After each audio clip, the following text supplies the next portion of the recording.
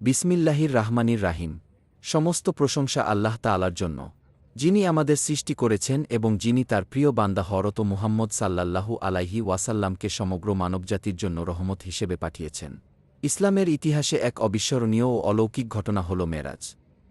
এই ঘটনা সংঘটিত হয় হিজরতের প্রায় ১ বছর আগে, রজব মাসের ২৭ তারিখ রাতে।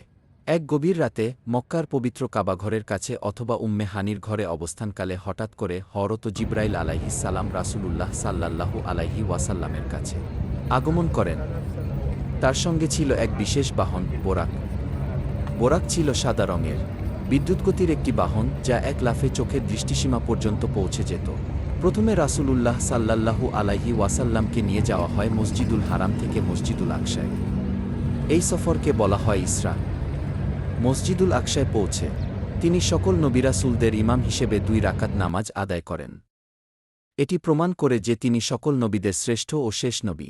এরপর শুরু হয় মেরাজ, অর্থাৎ আসমানে আরোহণ।